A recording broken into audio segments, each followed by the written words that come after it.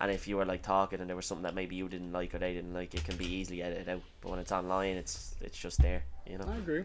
I agree. You know. Well, as you guys can see, the person we have with us today is quite familiar with cameras and microphones as well, man.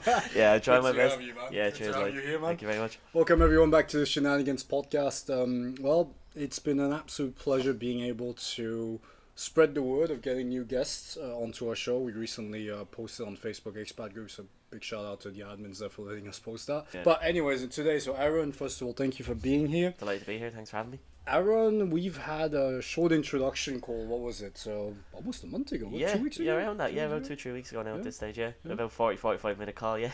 ago? Good. Yeah, Good. actually, I had a really fucking decent call. Yeah. Because I was genuinely surprised. I hope, I guess, we'll have the chance of kind of discovering it as we go with the podcast. But Yep. Aaron pretty much not only is just the typical expat who moved to Czech Republic. He's from not a big city, let's put it that way, in Yeah, Ireland. So yeah. it's quite a getting out of your comforts. Let's be honest, coming from more of a village, if I may. Yeah, highlight no, it that yeah, way, yeah. to a yeah. full-on city, and Yeah. on top of that, yes, like everyone else, he's got a job, but I think what's interesting is also his hobby on the side, whether it's the sports, which we're gonna discover a bit more as we go in, but also his passion, if I may say, Yeah. vlogging with the Yeah. YouTube video, Yeah. which. Don't disconnect straight away. It's not one of those vloggers where it's just, here's my life. No, this guy actually genuinely, and we'll go deeper later, but I will say personally what I appreciate is when you told me on the call that you really wanted to have that perspective of being looking at it back in the future and kind Yeah. of seeing how you've grown Yeah. as well, and I find that very quite respectful. Cheers. So without further ado, I think the title speaks for itself. Off the pitch, on camera, living Prague the unfiltered way. I think we Yeah, it can- is good. It's a good title. Yeah. I don't think we can have very a better one. Yeah, exactly. Yeah. So let's start from the beginning, right? Yeah. So the move itself. Yeah. First of all, what made you leave Ireland in the first place? And can you tell us a little bit about where you're Yeah, from yeah. in Ireland? And Yeah, so for on? sure, for sure. Well, even at that, like going back to this, the big city life, it is technically it's just about a town where I live back home. It's a place called Kinnegad. There's only like 3,000 people, so I basically was born in Dublin, moved to Kinnegad when I was like 2 years old, and have lived there. Well, did live there my whole life until I was 22. Okay. So from 2 to 22, I basically lived there. Was working in, and they exist over here as well, Tesco. So I was working there, and someone applied for a job over here that was for like a recruitment job. And initially, one of my best mates from home, he moved to the Netherlands for work. Okay. And yeah. we kind of had this conversation. I think we were about 2021 at the time, like, and we kind of had the conversation of would we ever do it. Like we mentioned Australia and stuff like that, but like for me, I always said I'd do it, but I always knew it'd be like way too kind of out there. Like at the time, like you never know what happens.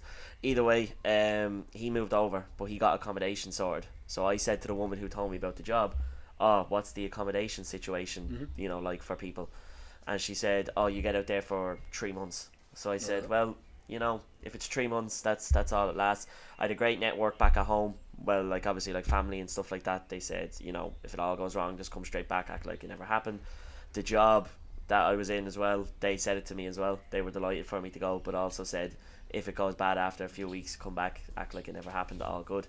So there was a lot of risks, but I wasn't going into it like just picking up my life and just going without any backup plan there. Yeah. And so yeah, applied for the job. Took about 2 months or so overall.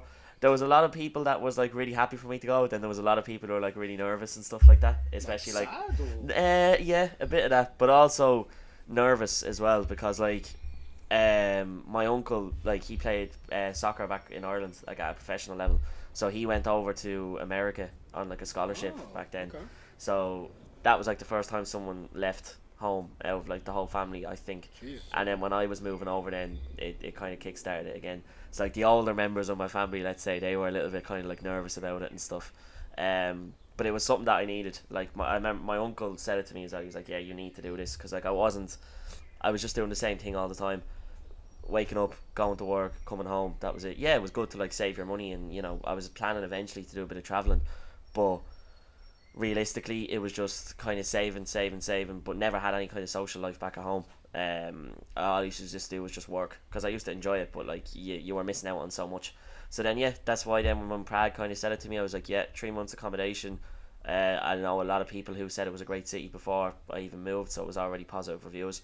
And then, yeah, the second I moved over, I always say, the city grabbed me within the first week, and I knew I wasn't going to be going back anytime soon. So That's beautiful. that was the reason why I moved over and hoping to stay for a bit longer, I guess. It's very different to Australia. Oh, Yeah, I know, yeah. Because just yeah, minor differences. yeah, only a little bit. only a quick plane journey, like only a quick one. Well, speaking of that, how was it actually at the beginning? Anything that surprised you as soon as you arrived? Because it must have been quite a shock. Yeah, it was. I mean, it's very kind of small things, but like the way Ireland is, as a whole, with everything is completely different to what like kind of Central Europe is like. Like for food shops, let's say, it's crazy. Like over here, like the kind of products and stuff, like there's a lot more kind of veg and all that and stuff like that. In Ireland, the food wise, it's all kind of like frozen food and stuff, so it's easy. Okay. But over here, like I would say, they're a lot better at cooking fresh. Where back home, it's like an awful lot of just like ovens and like oven food and stuff. So the food shop was definitely hard because obviously living with my mum and stuff, she'd usually do the food shop. So doing that for the first time was hard, and going into a shop where I didn't realise at the time that shop workers aren't. Let's say they are friendly-ish, but they unless you don't speak their language, you're better off just doing it on your own. So like the first kind of struggle I had was I remember I was looking for something, and I didn't know obviously how to ask it in Czech, so I put into Google Translate what I was looking for and went up to like a staff worker, and now he did like laugh, which I was like, yeah, fair, as I do the same thing. But he then did show me, and then I remember like going home then that day, and I was sitting on the bus, and I was like, I don't know if you've ever seen the Shawshank Redemption when he's like grabbing onto the thing like this. I felt like that. I was like, what have I had to doing here? But yeah, like after that first week or two, the job I was in as well, like obviously now, you know, I've like loads of mates doing the sports and stuff, but at the time, like I didn't know a lot of them there now. But the place that I was in, they hired like a lot of Irish people because obviously English is our first language, which I wish it wasn't, but it is. But English is our first language, and since with Brexit and stuff, the EU, it's much easier to move over a bunch of Irish people compared to people from the UK because of all that issues. So it was great to kind of have that social group straight away. Obviously they were your colleagues, but realistically they were like your mates as well at the time, because and some of them still are, of course. But it was basically like they were your mates. You'd go out with them, you'd message them if you were like kind of struggling with something around the city, or you just were meeting up with them just maybe for like a coffee or a beer or whatever, and then you'd also be working with them as well. So it was a lot towards the end because like you'd see them all the time, you wouldn't really see anybody else. But at the same time, you know, it was just great to kind of have that social experience and that big group of Irish people, like that familiarity, but also, you know, like getting independence as well then, like from moving over, I would say. Yeah, for those watching us on YouTube, we are recording outside. There's a motorbike passing by. Our apologies. Maybe it's very nice though. It is a nice motorbike. Yeah. Loud but nice. Well, hopefully we won't have any more of those loud noises. But so you had a safe circle around you that kind of gave you some foundation, so you didn't feel completely lost. Because of course, arriving in a new country, specifically in Czech Republic, I do agree that language barrier can be quite a tricky one. I mean, to be fair, yes, most people speak English, but I think I can speak more as a French person to not attack anyone in Czech Republic. That in France, we can speak English, but with this very egocentric sometimes of, no, you're in my country, you speak French. And I'm like, yeah, that's not really the way. But that's the topic of itself, right? Yeah. And so you've been here for now quite some time. Yeah. Well, more importantly, you've had time to kind of settle in. Yeah. Feel a bit more at home, let's put it that way. Yeah. And actually, on that angle of home, what would you say, or was there a moment, or have you had the moment of saying, you know what, I could see myself staying here? I have, like a few times, especially like it depends really. I remember there was one within like the first few weeks as well, because obviously like I didn't really look into it too much. I didn't realise I lived so close to Prague Castle. So I remember just like putting it into maps and then just like turning it off, and I was like, oh, you know what, I'll find it anyways. So I just got lost and just kept walking around, and then eventually I found it. And the first time you kind of see that view of like the whole city, I genuinely went, do you swear on these? You could. Yeah, I think I genuinely said fuck off, and I was like, just seeing it like blurred out loud, and about like 5 or 6 people all start looking at me going like, are you saying that to me? And I was like, no. But that was one of the moments. A good few, yeah. I mean, whenever I go back home Yeah. for like Christmas and stuff, it's always great to see family and friends and stuff like that, and it's always a great atmosphere. But I remember when I went back in August one of the times, and like it's obviously different because like not as many people are there, and like it's like there's no holiday kind of spirit and stuff. I remember then I was thinking, yeah, like I need to obviously get back over. But the independence of it, I remember like I think one day like I'd be going out to the cinema or whatever, and I'd be back at like 11, and I don't have to go and tell anyone where I was, or like make sure that I've said like 2 or 3 messages going, yeah, I'm on my way back, or the independent side of things made me realize like, yeah, I think I can stay here now for like foreseeable. So that realistically, once I realized how addictive the independence was, I think I was like, yeah, that's what. He's hooked. Yeah, exactly. Yeah, I'm on it now at this stage. Sorry, man. Yeah, man. And I mean, I think there's kind of two ways of going at this, in the sense of you move out from a smaller city, Yeah. get the cultural shock and so on, and some people, they do 3 months, as you said, and they're like, no, I'm not ready for Yeah. this big jump, and Yeah. fuck off. And then some other people are much more like, I kind of like this. This Yeah. is more me. Yeah. And I mean, I barely know you, but I can already see just in the way you're talking about it that you're much more relaxed, and Yeah. I have a feeling you kind of found your Yeah. paths in Yeah. a way here. So it's really fucking nice to Cheers, see man. that, and kind of well connects as well to the other key elements, which is because we were mentioning community, and community also comes down with sports, right? Yeah. Aaron, bloody hell. AFL, GAA, I'm not even making this up. These sports, which in itself I've never heard of before, Yeah. and apparently even exist in Prague, so I feel Yeah. even more stupid on this, but so you're part of those two things. Yeah. First of all, what the hell is it, Yeah. and how did you even start playing in those activities? Yeah. Well, I suppose I'll actually explain the AFL stuff first, because like Yeah. as the GAA, I think a lot of people might know that one a little bit more compared to AFL. AFL is basically just Aussie rules. So it's like it's an Australian sport, of course. But it actually is fairly popular around the world. It's nowhere near as popular as like your footballs and stuff like that. Mhm. But it is very popular. But basically it's a mix of like Gaelic football, like rugby, American football, kind of, I guess, because like tackles can be pretty heavy. But it's basically just like it depends really, because I think officially it's like 15 or 20 like per team, and basically there's like 3 goals. So like there's the center goals and then 2 like small ones on this side. You kick it between the middle, you get 6 points, and Okay. then you kick it like technically wide, but like you haven't missed. It's still, if it still goes through the goals at the sides, you get 1 point. But yeah, basically got into that from the AFL, or sorry, from the GAA rather, because I work like American hours, so the GAA training goes on during the week. So basically, GAA training goes on during the week, but the AFL is on a Saturday morning, so I would usually go there on a Saturday morning in McGrovey. We just do it on the Astro, and it's really it. Just kick the ball around, have a laugh, but also like we don't like tackle each other and like have on full on matches on like Saturday mornings. Like it's just kind of like we put in like a few kind of like kicks, passes. Sometimes we'll do a few drills where like you might have to like take someone down, but like it's not like game situations. And then when you actually get into the game, then yeah, like the games can be rough. I got a real bump down my nose recently. Basically I was going to get the ball, missed it, lifted my head back up, and your man was like running backwards and bang straight into the nose. I like my nose was purple for like about 2 weeks. That was a bit nice on the Yeah, vlog. exactly. Yeah. But no, yeah. Realistically, that's how I got into it. The reason why though I say it's like played like a good bit around is because just like the GAA, which we'll talk about. I've gone around Europe with the AFL.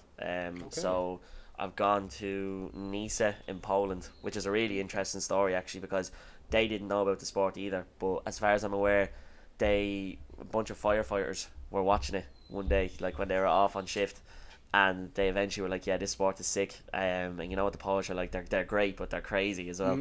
But basically they set up their own team, and now Nice, it's not like a city. Well, actually I think it might be a city just about, but basically they have like their own men's team, their own women's team. Like they're always at tournaments and stuff like that. They've like a big age range. Like they've guys who may be 40 or 50, and then they've guys who like are like in their 20s. So that, and then went to Vienna last year as well. And then I think some of the lads went to Germany last year. And speaking of it, actually, they actually had the Champions League in France. Yeah. Yeah, there you go. I think it was in Okay. Lyon actually. Okay. Just this year.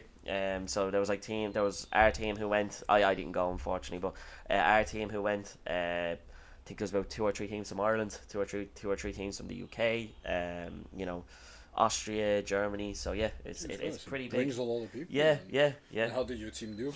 I think they won 1 or 2 games, and I can't remember where they finished exactly, but like I think the team that finished first, I think they were Irish, but like I think they're all like 20s, and they're all like absolute units. Apparently, is what I heard. Like, so we, let's just say, for AFL and GAA, we take it seriously, but we probably take the drink. Some of us take the drinking afterwards a little bit more seriously. Like, yours truly. No, it's beautiful. I like it. And would you say that in the end those type of activities have also helped you, because it gets you being part of a team as well? But Oh yeah. has it helped you being this far away from home?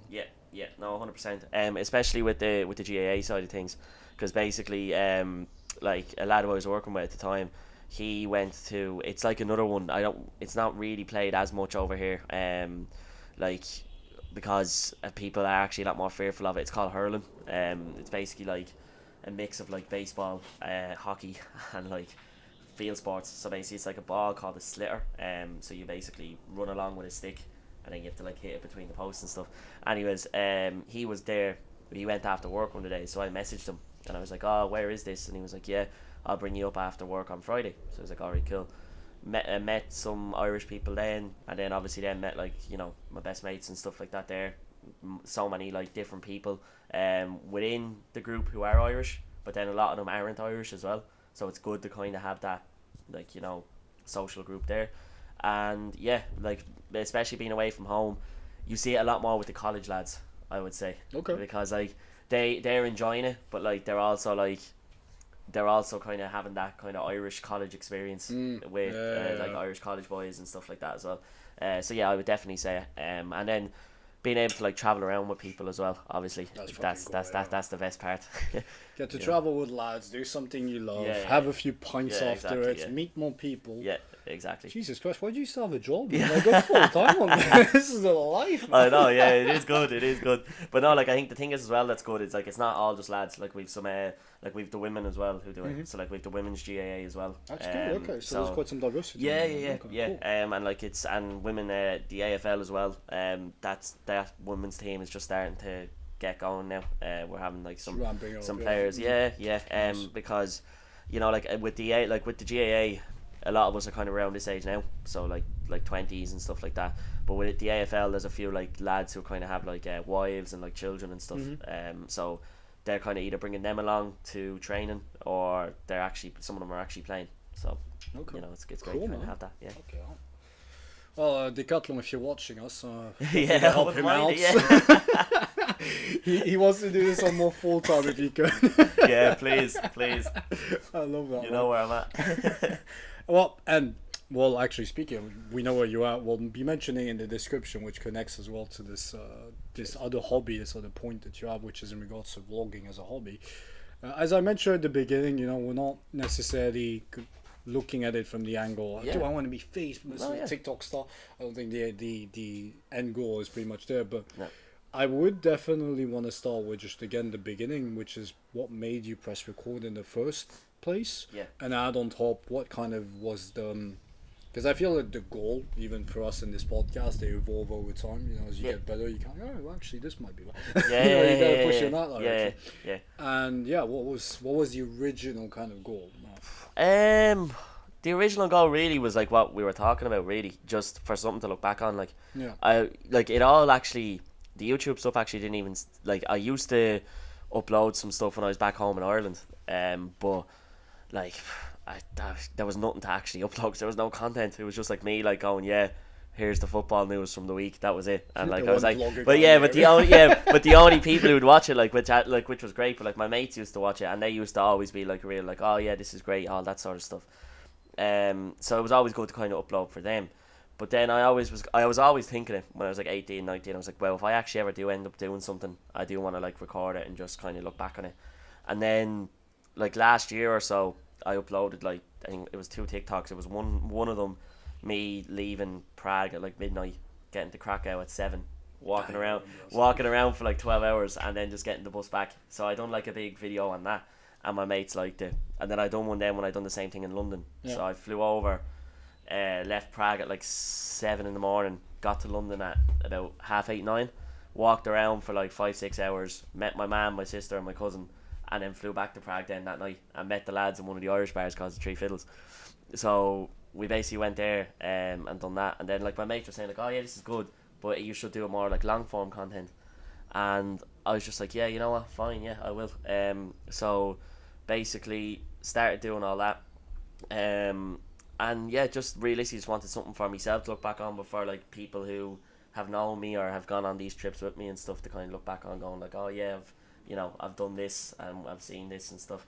And yeah, I like, people do ask me like, oh, you look, what's the long term goal stuff? Don't have any. Just when I'm enjoying, like if we're doing something and it's feel like it would be interesting to look back on, then I'll just record some stuff and then that's it. Okay. But a lot of the times as well, people are actually asking me to record. They're like, oh, are you recording this? And I'm like, nah, I'll do something later on. Like I don't record every single second. I just like record like certain parts and then just kind of like edit it and stuff like that, you know. Yeah, well, I think there's a vast variation of definition when it comes to vlogging. Vlogging isn't necessarily about, hey, I'm in the shitter. Yeah, exactly. Yeah, Day yeah, number one, yeah. Hey guys, I'm in the check post at the moment. Yeah, post office is going great. Yeah, exactly. Yeah. Yeah. I've just had a great conversation with the woman behind. Yeah, it's kind of, I mean, in a way, like, okay, for us with the Shenanigans podcast, of course, there's so many people you can speak with. So to a degree, there is a chance I could be in a line at a Tesco, and the person behind me that I'm speaking to actually has a really fucking cool story to talk. Yeah. But at the same time, I'm like, that's kind of where you got to find the barrier where, one, you do something because you like it, and then it shows as well in quality and the content you produce. So I particularly respect in the approach you're taking there as well. But two, and most importantly, it's also at the end of the day, you're not going to always have a clear goal in front of you. Sometimes, just sometimes, there isn't necessarily yet that vision, because the vision has nothing to be standing on, because the foundations are still in the building blocks. And as you kind of get better at it, and you kind of see how people react in your YouTube content, you kind of also get a better understanding of the angle you can take at, and what's the balance between what the audience really enjoyed and particularly like about you, which I'm sure is going to be the authentic side, but also which part did you like the most, and find that right balance. No, I agree. So there isn't necessarily a goal there. Well, for those who are interested, his YouTube channel is It's Dooners. We'll definitely put it in the description as well. Have a check, have a look. There's one actually that was recorded not too far from here in Seoul that we were just discussing about. Nice. And well, I'm not sure if you're one of those people, because myself, sometimes it's a bit weird to rewatch yourself. I am. Trust me. We were there like so in the pub that like I was saying about, since we go there so regularly, if it's like quiet, they usually give us the remote to put on YouTube. So last night when we were there, like they started putting on all the videos and stuff like that, and I was like, man, it's like when I'm making the videos, I'm like, yeah, I'm happy with this. Yeah, we'll upload this, and then the second I hear back my own voice, I'm like, oh man, it's like even this, like it's like I know it'll turn out well, but the second I just hear myself talking, I'm just like, oh man. But yeah, like once it's up there, like I've said to people and stuff like that as well, it's like, I'm happy, like you hate hearing yourself talking, but then eventually you're just like, yeah, you know what, grand, I can get used to this. But it's in its own right. It also is great as well. I think that creating any type of content in general, where you put yourself out there, regardless of the type of approach, video, voice, image, whatsoever, it can help as well with boosting self-confidence and how you look at yourself, right? Which kind of brings us to a bit more deeper conversation, I suppose, with the deeper stuff, if I may say. But you did mention, I remember you also, we had spoken about during the introduction where I was saying, it's easy to find a lot of expats in Prague, but what I find really interesting as well is the in-between. I literally had a call with a guy recently, I'll be on a podcast, who's just bloody nuts, mate. Like, he moved, like, I genuinely love you, mate, but absolutely nuts. I told him, you are the definition of fuck it. Like, literally the word fuck it, you'll see when he comes out, but, so I don't want to spoil too much, but I was like, yeah, okay, but in all this chaos, you were just switching from one country to another, and it's not easy. Like, you're still a human being at the end of the day. Yeah. It must be a bloody hell of a roller coaster, and I say that for myself, being an expat myself, but that's my question. You mentioned being terrified the first time you left Ireland solo. Yeah.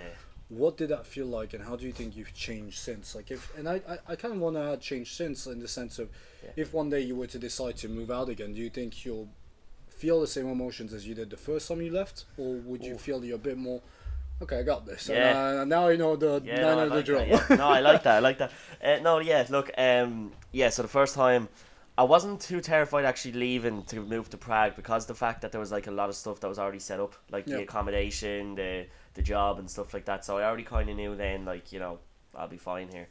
It was the first time I actually left to fly to the Netherlands to see my mate, what I was talking about. That was when, because like I remember, because it was my first time kind of going to the airport, getting a flight on my own.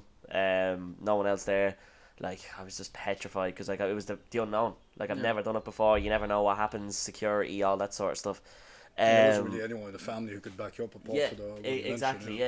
And so basically then, once that kind of finished up, and even like the next day and stuff, like trying to get around the like Schiphol airport, which your first time there, it's always crazy. But try Paris. Don't recommend. I was gonna say I've heard a lot about it. Don't recommend. But either way, like so kind of getting around then, and then the way in which I know that my life has completely changed is when I was back there recently.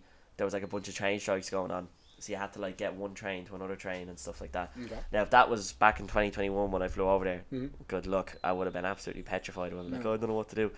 And when I rang my family and stuff, they were like, oh, what are you going to do? I said, be grand. Once we're there, we'll see what happens.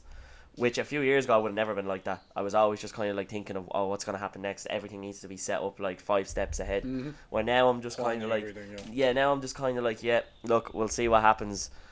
It'll be a funny story when we get there, and we'll go from there. Like, but like realistically, even like confidence wise and stuff, 100%. Like, I mean, before, because like where I actually live back home is only 3,000 people, so so like you see the same people. It's probably like a building in China. Basically. So you basically see like the same people all the time, which is like grand for familiarity, but you're not really like being able to like meet people from different countries, or meet people with different, like, not personalities, I would say, because everyone's kind of like themselves, but like different, you know, stories, and like, you know, people have traveled in my town, don't get me wrong, but you're not really getting like the whole story compared to if you meet someone over here, because like, you know, even like yourself and stuff like that, with all the countries you've been in, and like when I go out on like nights out and stuff and just meeting someone randomly and just asking them off, like, what's your story, you're actually properly interested in it. So just kind of having those conversations with people, and just kind of having a conversation, see what happens. If it's boring, you can just end it, and then if it's good, you can just kind of keep going ahead with it, and everything's just kind of like a new experience. Like I mean, the amount of people I've met from over here is the first time I've met from like a certain country, like, you know, from like South America and stuff like that. There's a lot of people who I've met who I would never have met. Like, I obviously would have heard their countries, but I would have never met them if I stayed at home, like, you know. So. It brings a bit of open-mindedness, but it is very interesting, because I lived in London, and when I moved here, I thought, you know, everyone tells you London is this very expat, diverse kind of place, and I speak this before Brexit. I don't know how it is now, so I'm not going to speak. Not going to speak on that level, but and then when I arrived in Prague, which was pretty much when Brexit happened, I was so surprised. Like, it was even more diverse in terms of the people that come here than what I see in London, except. With all the respect, you say London, you know, people are, you could ask a person in Taiwan, he probably knows where London is, but you tell someone maybe from Vietnam, Prague, okay, Vietnamese are maybe not the best example, there's a big community here. There is, but it's not the first thing that kind of comes to mind when you think of international diversity and so on, which, was quite a shock when I got here, when I saw this. Well, I think you already kind of answered the question, but if there's anything you kind of want to add in regards to the sports, the vlogging, the traveling, getting out of your village, the traveling abroad, more importantly. Has it helped you discover any parts of yourself that you might have missed otherwise? I feel you kind of already answered, but anything else you feel like? Like, to be fair, myself, really, because like, you know, like I always knew I kind of like had that kind of confidence in me, but never, and I like working in a shop was great for it because like you're talking to people all the time. So like I got on with people really well in that job because like I was always chatting with people, but I also like was taking things serious as well. So like that's what I'm like. Like I always like having a laugh, like having a laugh with people, having a laugh at myself, whatever. But when things actually get serious, then I'll actually take things seriously. Like if something annoys me, then I'll let people know, and if I'm pissed off, I'll let people know. Like, but yeah, realistically, yeah, like a lot. The independence really, I would say, even though like you're traveling with groups and stuff like that, like you might have to go home on your own on nights out or whatever, like, or you might have to like travel maybe somewhere else on your own and stuff. That's probably the main thing I'd say it's given me. But also the fact that I don't think I've mentioned it yet, the solo trips. Like I've done going to Krakow on my own for 12 hours, going to London on my own for 6-7 hours, going to Berlin, Munich, Cheshire, Krumlov, wherever. It's those sort of trips that I actually like the most because it's just me on my own, like with music and then just whatever, just walking around. Like I remember, like the first time I went to Chesky Krumlov, and I always recommend people to go there just because it's a beautiful place, but also it was like my first trip I done from Prague on my own. So I just like got the bus at like 6 in the morning one of the days and just walked around for ages, and it was great. And it was just me just walking, and that was it. Now, I remember saying this to my family. They were like, that sounds like the most boring thing in the world. And I was like, yeah, it does to some people. But to me, not even thinking I'd be anywhere near, and hadn't heard of this place a year before I moved, compared to walking around it now. Like, yeah, I would say overall that's what the sports anyways has kind of given me. Like, yeah, I do all this stuff myself. But if it wasn't for kind of like the Hibs, or that's what we're called, then yeah, I don't think I would have had half the experiences that I've had. So, Bloody hell. join your local sports team, folks. Yeah, and it's crazy how much you've grown, because at the end you've gone from moving to another country where there was some foundation already in place, the accommodation, everything. So there was some direction was completely blank to now. Yeah. Oh, a cheap bus to Krakow. Yeah, fuck it, Yeah, I'll go why for not? it. Yeah, why It's, not? why not? Yeah. A little weekend for myself. Yeah. What the hell? It's completely opposite Aaron's. Yeah. That's what I'm saying. Actually, yeah, because we were kind of, I feel that we're highlighting it in its own right, but what Prague kind of gave you in itself, because, okay, on one end, and I feel that question can kind of be skipped of, if you hadn't moved here, do you think any of this that happened, the sports, the camera, the people would have happened? I think we have the answer to that one, but I'm curious a bit more in the sense of what you'd wish people know, especially from outside when moving to Prague, and maybe putting aside those cliché and reconnecting it a bit more to what you say Prague or Czech Republic, to give it more respect, gave to you, and how did it kind of help you with all those things that you discovered with yourself? I feel like maybe we could just break it down and say, do you feel you would have had potentially the same kind of an internal feelings if you had gone somewhere else, or do you feel Prague has a certain charm or something about it that gives you more that? I think Prague kind of has that charm about it as well, because of the fact that it's such it's a safe city first off. It's not like, especially city centre wise, it's not huge at all. Like you can basically walk from everything. Like you're sorted. Like everything's kind of there, central. It's easy to get around as well. Like even like the most out there place in Prague, you can get there by like 1 or 2 buses. So realistically, like do I feel like I would have had the same opportunities in another place? Maybe, who knows? But like like maybe like a Vienna, but nowhere near as much as like would I've enjoyed it as much compared to here. Like the culture wise, obviously, like everyone just looks at the beer straight away, which it's great for it, and it's a great part of the culture. Don't get me wrong, but that's not all of it. Like you've the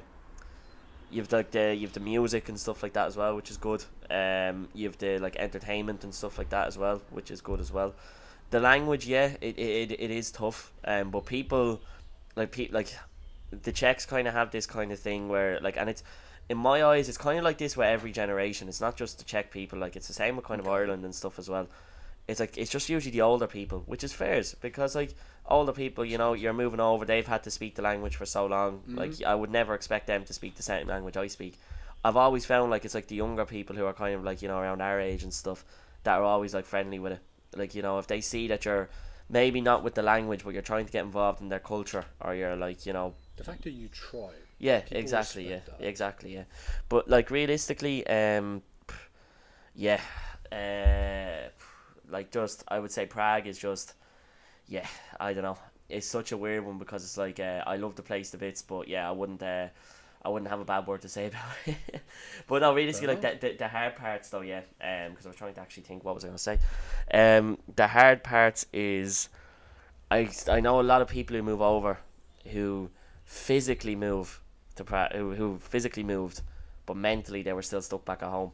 So you know what I mean, like so like what I mean by that like is like it's fair, but like I know a lot of people who would move and then they'd call home like every day, and I was like every day, and they're like yeah every day, and I was like, are you like not then basically just still stuck back at home? And I was like, no, I'm living here, and I was like, yeah, but like you're not like experiencing the time to yourself. You're still like calling home, going like, oh, how's things? It's like when I call home now, it's usually like every one, like a week, 2 weeks usually, just to see kind of how things are going, because it's always great to catch up. But I know like a lot may have gone on, and if it has, they people would obviously let me know anyways. Yeah. So that's what I would say. The main thing is I've seen too many people do it, which is fair, as you know, do what you want to do. But then those people will move back after like 3 months, and they were like, "Oh, I didn't really enjoy Prague as much as I thought I would." And I was like, "Yeah, but it was because you basically just it was like a 50% connection with the yeah, place, not yeah, the full yeah, actual yeah, involvement to it. yeah, exactly." And then I would say as well, definitely get involved within the Czech kind of things itself. A lot of people just move here straight away and they're just straight on drink, and then that's it. And they don't like that's oh, I love Czech culture, and then that's it. You know, get out to places like Karlovy Vary, Český Krumlov. Get out of Prague. Yeah, Yes. České Budějovice. Do a like. I wouldn't even go that far. Just get out Prague Yeah. one first of all. Yeah, exactly. Take Yeah, any yeah. metro. Yeah. Get at the very end and see how it is on the other side. Exactly. Because Yeah. you're gonna be in for a shock Yeah. first of all on the building wise. Have you seen like, Yeah. at the end of the yellow line? Yeah. Jenny Most Yeah. is gonna. Yeah. It's quite a culture. Well, not culture, but it's quite an architectural shock. Yeah. But at the same time, it says a lot because the Yeah. history also of this country has Yeah. a lot to be said, and that's the beauty of it. Is you can Yeah. visually see the evolution Yeah. of time as Yeah. well. And it's on right. Yeah. Completely agree. Yeah. No, completely. Yeah. But like the Czechs as well, like I'd say the best bit then is, and if you can, definitely do rafting with the Czechs. Rafting? Do you ever do that?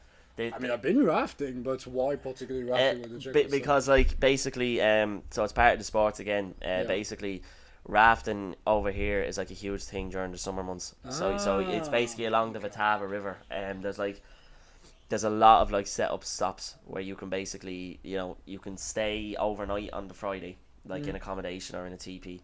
Saturday then you're basically just on like the river, like with your mates, like having a few drinks and stuff, just going down the river. Everyone's like really, really in good spirits. Like everyone's saying Dobry Den and ahoy to everyone, like going down and stuff. Yeah. Obviously the day after, like my best experience here, like I've had a lot, but my funniest story I will always tell is basically last year I was flying home to Ireland on the Monday, but I had to get a connecting flight from London because there was no flights left. Yeah. So anyways, Sunday woke up, I was genuinely nearly dead. Like I was in the worst state, the worst state ever. Like it's actually undescribable how bad I was. Anyways, it was a thunderstorm then on the Sunday, and I forgot my shirt in my bag, so I basically just had like my shorts and that was it, and started lashing. One of the lads then gave me his jacket, so I was like, okay, fine. Anyways, long story short, we get stuck on the Vltava River. We keep hitting every single rock, and the last train that was leaving was at 8:10. I started arguing, I need to get back for flights, and one of my mates said, well, I need to go to fucking work, and we were like having fun stuff like that. Anyways, eventually then we got off the river at like 7:50, 7:55. You know, we weren't on our phones. I'm getting about 20 missed calls off people going like, where are you? I was just like, I'm not picking this up. Anyways, we get there. Guy was Czech. So the main story is, and this is why the Czechs are brilliant for it. He basically goes to the guy who picked us up. He said, look, we need to make this train by 8:10. Please, like, get us there. The guy was like, no problem. So we're there, and he's like Vin Diesel and Fast and Furious. Like, he's absolutely bolting it down the road. Next thing then, his phone goes off and he just picks it up. And we were like, what the fuck? And then he goes past the police station and he brakes, and we obviously all have our belts on, so we go like forward like this, but we were fine. And the next thing he just goes, whew, so we all start laughing. Anyways, we get to the train station. We get to the train station at about 8:07, right? So like I'm in bits here, and my mate is like hitting me on what you need to run out here like straight away, and I was like, alright, cool. bang, open. It was like Mission Impossible, like go, go, go. Open the door, get the bag out, running through the train station. Didn't know where our track was. We get up there at 8:09. We see the train. We're running. Next thing, we throw the bags on, jumped onto it. We got on the train at 8:09, 50 seconds, and then the train left at 8:10. We got kicked off 2 trains and didn't make it back till 12. I flew home to Ireland the next day. My granddad and my grandmother met me at the airport, and I looked like Casper the Ghost because I was in bits. Yeah. And I've never saw 2 people smile and then just go like that straight away, because they just saw me like look absolutely pale, and I was asleep and all that night by about 7:30. I was in bits for about a week. So yeah, moral of the story: do rafting. Make sure there's checks with you. But yeah. Love the rafting though. I want to meet that driver. Come on the podcast. Reach out. You're legend, mate. Oh, yeah. To be fair, you probably wouldn't have got me here today anyway, so thanks very much. Kudos to you, buddy. Fuck yeah. Alright, well, I think we've covered quite a bit. Bloody hell. Yeah. I'm almost sad we didn't get the chance of you didn't get the chance of vlogging that out when you were doing that. No, fucking Fast and Furious getting home move. Yeah. No, you're alright. To be fair, I couldn't even move my arms that day, so I wouldn't ever got myself on camera for that. Like, goodbye, no way. Let's all GoFundMe page for him. Yeah. Strap so he doesn't have to carry. Yeah. No chance. Hell, man. Okay. Oh man. So, well, what's next for you? Yeah, we've covered a bit of everything. Well, what's next for you? Do you see Prague as your home?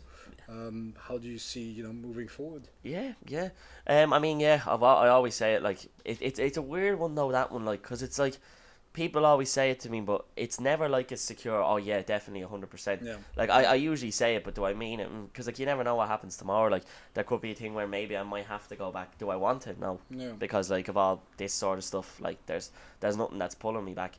But yeah, I'm hoping to make it like long-term goals and stuff like that.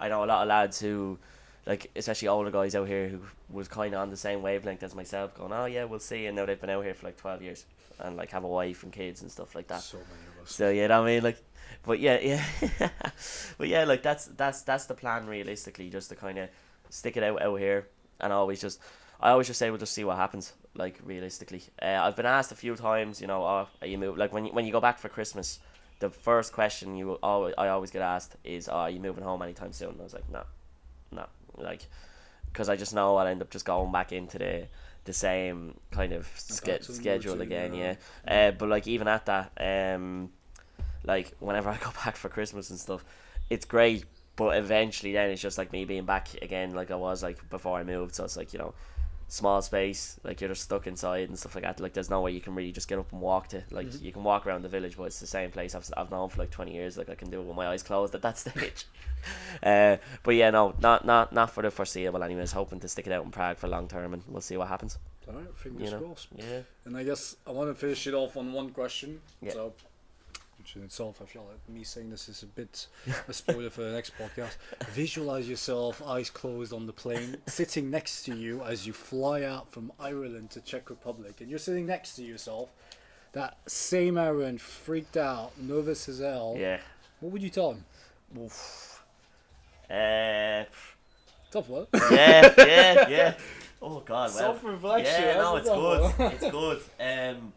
First off, I'd say fair play for actually doing the move, because like there was a lot of times when even when I was going for the job that I was still a little bit like, oh, I don't know, will I, won't I? So the fact that I actually committed to it, like fair play to you for that.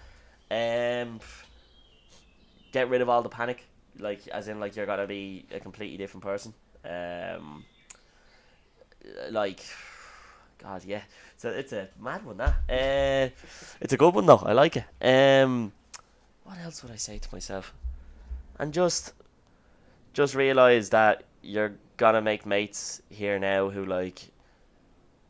you won't have met people like them before back home, and even though it doesn't sound like it now, like it's you definitely will. And you'll get the opportunity to kind of travel around to a lot more places than you think, because I never thought I'd kind of be able to go to all these other countries and stuff like that, and just to enjoy it as much as I can, really, is what I would say. Just enjoy it, see what happens, and be proud of myself, because I always said like I wanted to do something in my 20s, because like the chapters of a book is your life, all that sort of stuff, I always said I wanted the 20s to be the good part of it, because like it was just always the way I wanted it to be. So the fact that I actually went up, done the move, moved over, and actually stuck it out for years, because like, I know a lot. I was thinking maybe we'll give it a year at first, but then eventually after the first week I said no, we'll be out here for the foreseeable.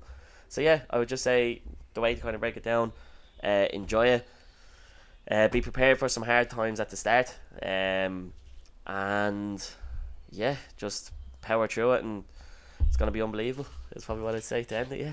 I feel even trust the process. Yeah, trust the process, basically. Yeah, trust the process. Yeah. You might not see it, but it's a beautiful path in front of you. I mean, at the end, and that's more my perspective on it, but yeah, you're going to start living the moment you take that first step out of your comfort zone. Yeah. And it doesn't have to be as crazy, just to be clear. Yeah. I'm not saying move out of your village to a complete bloody No. next continent, yeah, but just try something new. yeah, That's it. Start the little steps, see what happens. I mean, you might be surprised. yeah. Exactly. Yeah. Perfect. Yeah. Well, thank you so very much, Aaron. I No think worries. it's been a beautiful podcast. We've Yeah, managed to thanks very cover much. quite a few angles. Yeah. For audience, as usual, make sure you know the drill. Hit subscribe if you're on YouTube. Follow us on Instagram or Spotify and Apple Podcasts. And make sure to check out our previous and upcoming episode. Thank you very much for joining us. And thank you, Aaron. Yeah. Cheers. Thanks for having me. Have a good day, guys. Cheers. Cheers. Thanks.